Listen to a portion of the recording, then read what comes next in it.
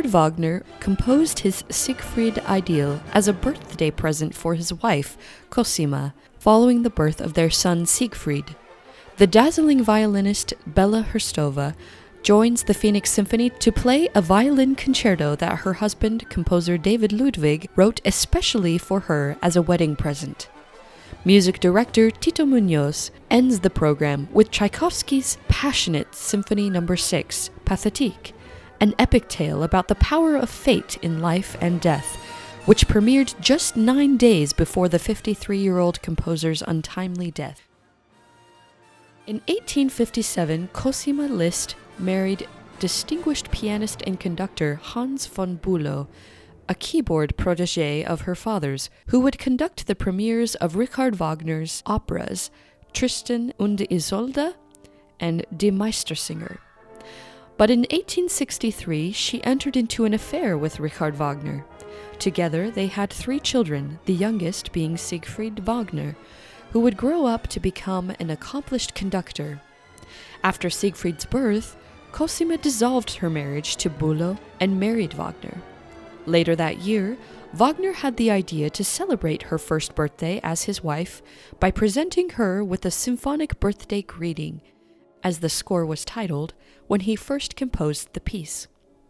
The performance took place on the morning of December 25th, 1870, with 15 musicians from the Zurich Theatre Orchestra arranged on the staircase leading up to the bedrooms of the Wagner villa in the outskirts of Lucerne. Cosima wrote in her diary of how the music awoke her magically that morning. The piece was a cherished family document, celebrating Cosima's 33rd birthday and, retroactively, the Wagner's marriage, and the births of both Siegfried the son and Siegfried the opera, which was just then receiving its final touches. David Ludwig comes from a very musical family. He holds degrees and certificates from Oberlin College, Manhattan School of Music, Curtis Institute, Juilliard School, and the University of Pennsylvania, and taught composition at the Curtis School for nearly 2 decades before being named Dean and Director of Music at Juilliard in 2021. He received the 2022 Stoger Prize by the Chamber Music Society of Lincoln Center, and in 2023 he received the Annual Award of Music from the American Academy of Arts and Letters. He served for over a decade as new music advisor for the Vermont Symphony, one of the 8 orchestras that jointly commissioned his concerto for violin and orchestra. I started working on my violin concerto right around the time I got married with Bella Hristova, said Ludwig. This concerto is a musical reference to partnership, empathy, and communion before, during, and after the traditional wedding ceremony. The violin concerto doesn't tell a specific story but alludes to David and Bella's personal life. Both have Eastern European backgrounds, and the piece is full of dance music from that part of the world, including several dances from her native Bulgaria. Most symphonic subtitles are added later without the composer's involvement.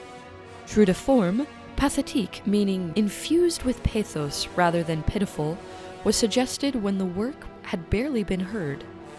Tchaikovsky's brother Modest proposed the subtitle Pathéticheskaya the day after the premiere, and the composer embraced it enthusiastically for about 24 hours.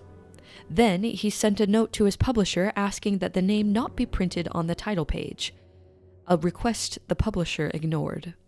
Tchaikovsky told his nephew, Bob Davido, the work's dedicatee, that the piece would have a program of a kind that would remain an enigma to all, saturated with subjective feeling. He had his way. The exact program remains a mystery. The first movement emerges from nothingness into a nervous allegro non troppo, and in the second, a waltz in 5/4 meter which transitions into a march that crashes to its deafening conclusion. Following is the real finale. Its overriding emotion is despair, underscored by descending melodic sighs, an insistence on the minor mode, and a final page that returns into nothingness. Tchaikovsky passed away 9 days after the premiere from cholera.